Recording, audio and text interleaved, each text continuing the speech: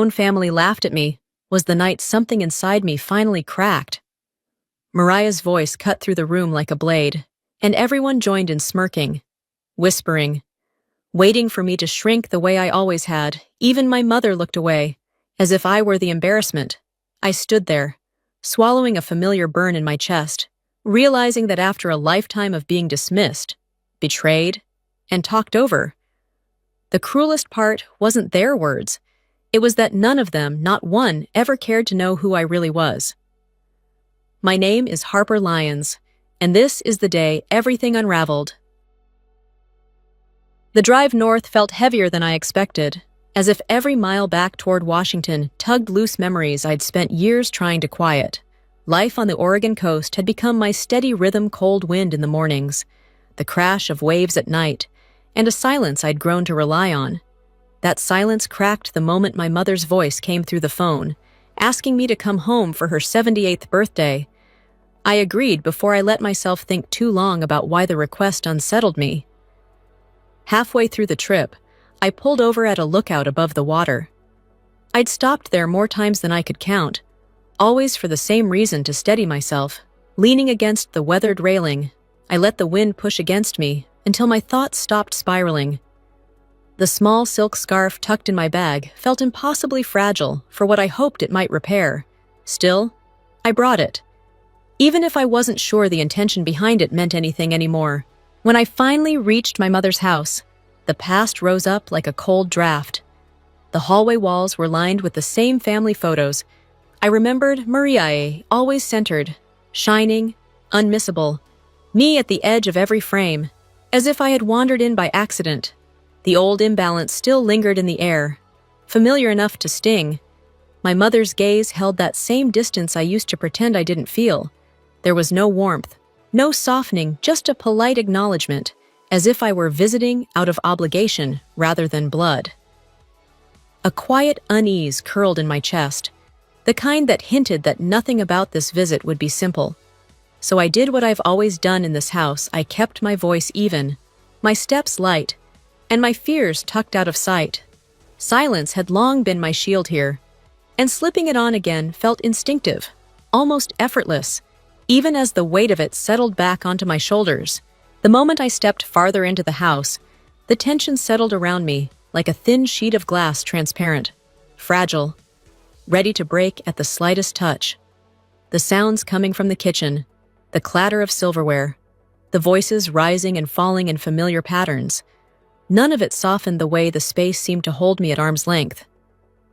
I moved through the living room, feeling more like an observer than someone returning home.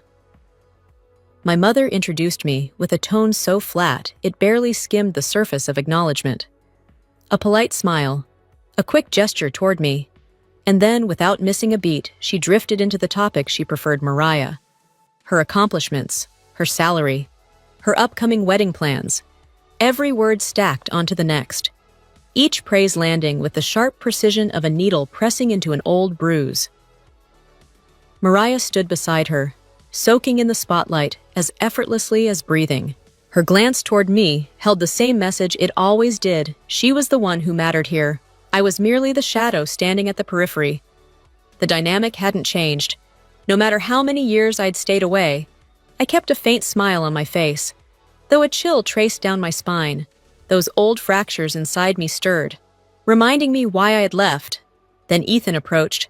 His handshake paused mid-motion, a beat too long, his gaze lingering on my face like he was trying to place me somewhere unexpected. "Did we meet in D.C.?" he asked. The question was calm, but the way he studied me said something else entirely. Before I could reply, he shifted his expression into something neutral, pretending the question had been nothing more than curiosity. But it wasn't curiosity, not from someone who recognized what he shouldn't. Only those who had stepped behind federal security checkpoints would have any reason to ask a question like that. A flicker of unease moved through me. I swallowed my reaction and kept my silence, letting the moment pass without giving anything away. But something had just shifted, subtle and unmistakable. A new undercurrent, quiet, uncertain, and edged with warning, had woven itself into my return. Later that afternoon, as the house filled with more chatter and footsteps, Mariah motioned me outside. The porch was washed in a fading layer of sunlight, the air cool and sharp. She leaned against the railing, eyes assessing, her tone coated in sugar that fooled no one. "Just keep things simple tonight," she murmured. "No need to exaggerate your job." It wasn't advice. It wasn't concern. It was a command one meant to keep me small enough to fit the narrative she'd cultivated for years. I met her stare with a thin smile, offering no argument, and that silence alone seemed to frustrate her. Satisfied, she turned and disappeared back inside. I stayed where I was, letting the quiet settle until footsteps approached from the side path. "Ethan?" He stepped closer, expression stripped of polite disguise. "Which security division were you with?" he asked. Straightforward, as if he already knew the answer. The precision of it made my pulse tighten. Before I could respond, he added, "I'm almost sure I saw you go through a maritime data checkpoint once." No ordinary guest at this house could have formed that sentence. His words weren't guesses, they were confirmations. His gaze held mine, waiting, probing, trying to see what I would reveal. I let silence shield me once again. But inside, a realization settled hard and cold. Ethan knew far more about me than he should. And from that moment on, I understood that my mother's birthday wasn't going to be a harmless family gathering. Something was building beneath the surface, and none of us were ready for what it would expose. The community hall buzzed with the low hum of conversation, warm lights hanging just high enough to blur every wrinkle and shadow. It had the look of countless family gatherings I barely remembered, predictable, polite, and emotionally distant. When I stepped in, the familiar indifference greeted me immediately. A few relatives nodded, their eyes moving past me before I could return the gesture. Mariah, glowing as if the evening were hosted in her honor, held Ethan's arm like a trophy. She angled herself toward him, clearly certain this room and everyone in it belonged to her narrative. When the DJ invited guests to say a few words, she moved first, her confidence almost aggressive. After a soft tribute to our mother, she pivoted sharply. "And Harper, well, she's always had a vivid imagination about her career." Laughter rippled across the room, eyes flicked toward me, curious, entertained. I stayed still, fingers tight around my glass. Mariah pushed further, her voice bright under the microphone. "She even says she works in some security field." "Oh, you know how she gets?" The laughter grew. Inside, heat surged, but I let my face remain calm. Across the room, Ethan didn't join in. His attention stayed on me, focused, as if he knew something the others didn't. A relative asked my mother, "Margaret, what does Harper do again?" My mother gave a faint smile. "Oh, little odd jobs." She didn't meet my eyes. That hurt far more than the mockery. Before Mariah could add more, Ethan rose and placed a hand on her shoulder. "Mariah, stop! Don't push it!" She turned, annoyed. "She fooled you. You don't know her like I do."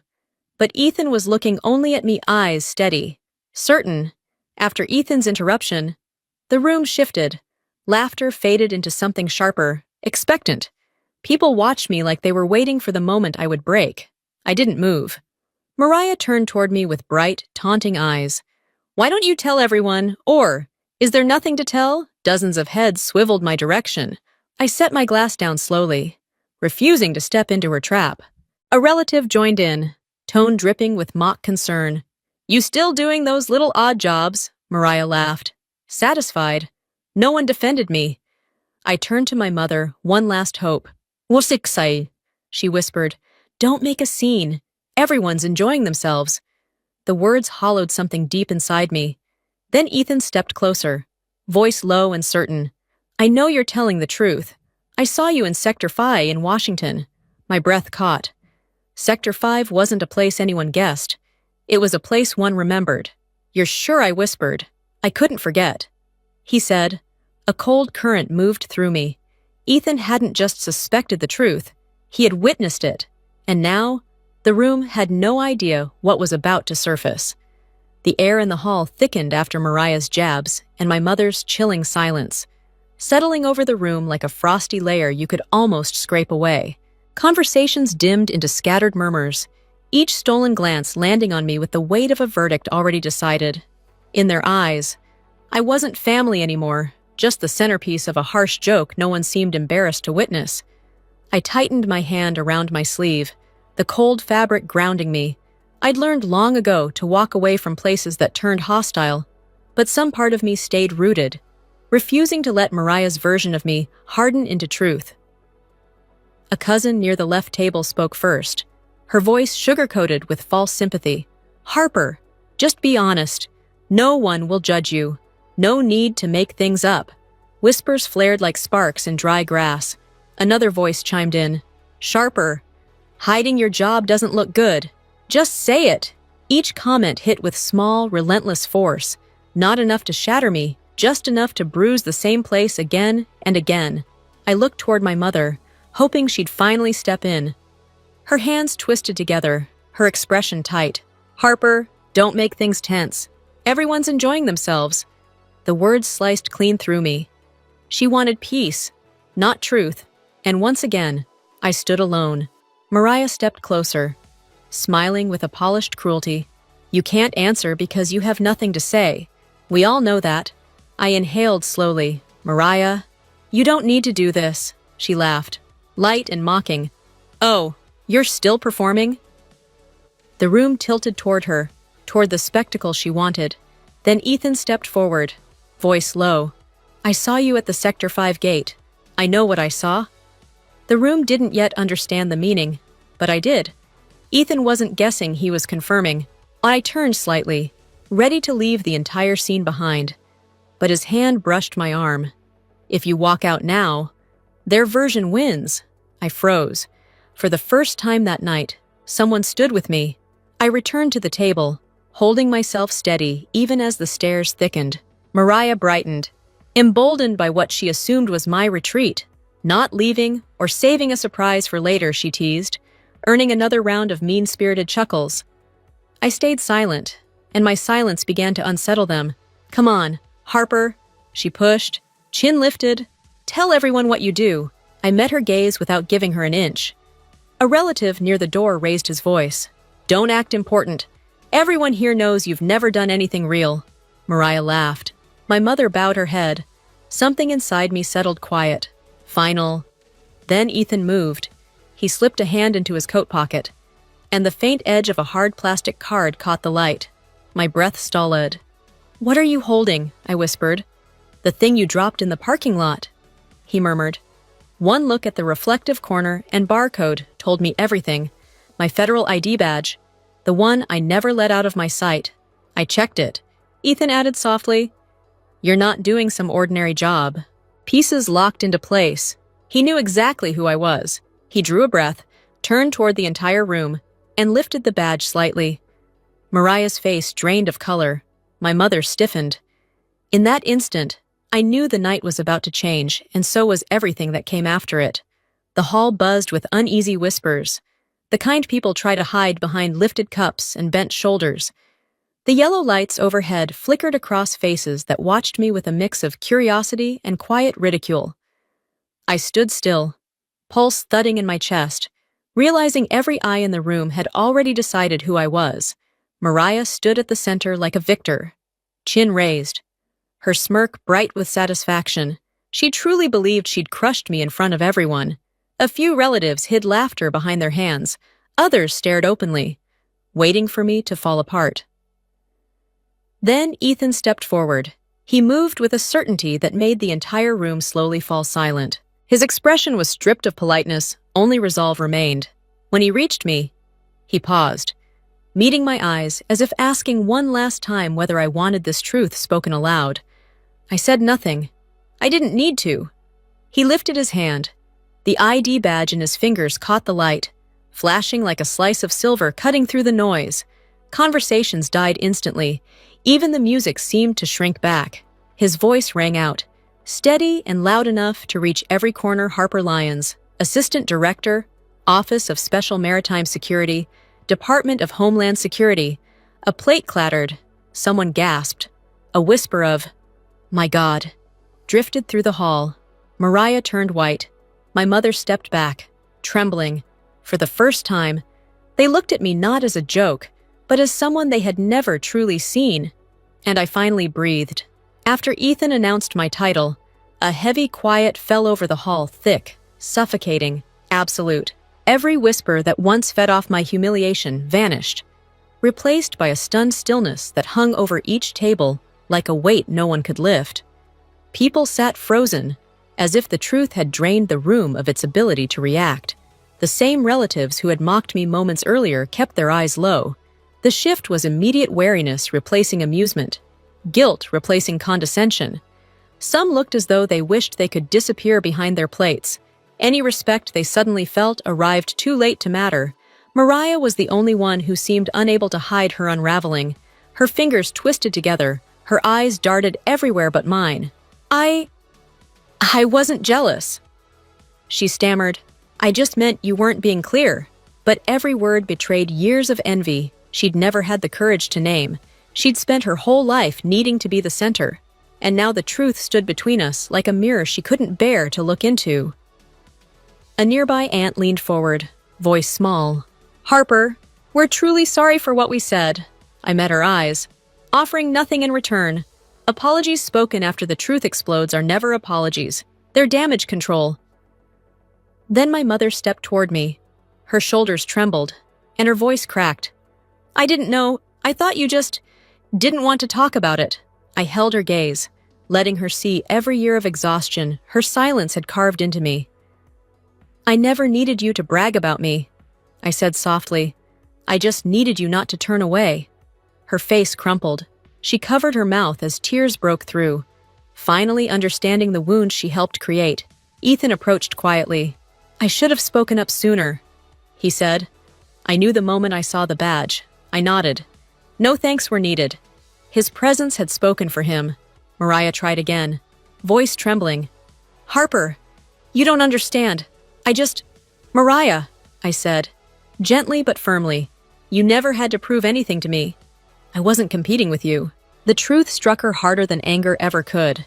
And standing there, surrounded by the wreckage of old patterns, I understood something simple and final. This night wasn't about winning. It was closure. And I no longer wished to stay in a place that had never made room for me. I stepped out of the hall while the last threads of whispering unraveled behind me, thin and frantic like water swirling down a drain. The door closed behind me with a soft, decisive thud cutting off the stairs. The shame, the sudden scramble of guilt that had erupted the moment truth took the room by the throat. No one followed. No one dared. Their silence didn't carry respect. It carried the stunned weight of people finally understanding just how wrong they'd been. Then came my mother's voice, shaking, fragile, almost childlike. Harper, sweetheart, please let me explain.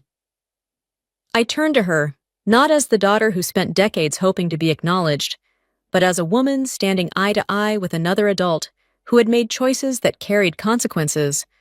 I'll talk to you, I said, steady, even, but not tonight. I need to breathe. Something in my mother's face collapsed. She nodded, tears shining at the corners of her eyes, as if she finally saw the years I had carried quietly on my back. Years she never meant to add weight to, but did nonetheless. Mariah stood several feet away, arms tight against her ribs, like someone trying to hold together the parts of herself suddenly cracking apart. She didn't make eye contact. Her lips parted as though she wanted to speak, but no sound came out. It struck me then she wasn't afraid of my title. She was afraid of the mirror truth had placed in front of her. I didn't want revenge. I didn't need vindication. So I told her softly, I hope you find whatever makes you feel enough. Her shoulders sank not in defeat, but in recognition, and that was the end of a rivalry that had only ever existed in her mind. I walked to my car, every step feeling lighter than the last. When I pulled onto the road, the headlights swept over the dark pines lining the highway. The moment I rolled down the window, cold air rushed in, rushing across my skin, tugging my hair back like a tide pulling away debris. It felt like the night was stripping away decades of weight, the condescension, the sidelong glances, the quiet dismissal I'd grown up threading into my breath the farther I got from the town. the more I felt something loosen inside me. When I finally reached the Oregon coast, I didn't go inside my house. Instead, I walked straight toward the shoreline, following the roar of waves breaking against the rocks. The night sky stretched wide and endless, the stars faint behind drifting clouds. The air smelled of salt and cold, a scent that has always meant truth to me, raw, unpolished, and impossible to ignore. I stood where the ocean inhaled and exhaled in deep, rhythmic breaths. I let the wind push against me, let the spray touch my face, let my heartbeat settle into something unburdened. I stood there for a long time, not crying, not smiling, just free in a way I hadn't known I was allowed to be. And in that quiet, with the sea stretching into darkness and the wind at my back, I finally understood I didn't need family recognition. I didn't need anyone to understand the weight I'd carried. I didn't need to prove myself to them or to anyone else. My worth had never lived in their stories. It lived in me. And as the waves crashed at my feet, I knew one truth more clearly than ever. Being myself was enough. The truth had stood for me when no one else did, and I would never bow my head again.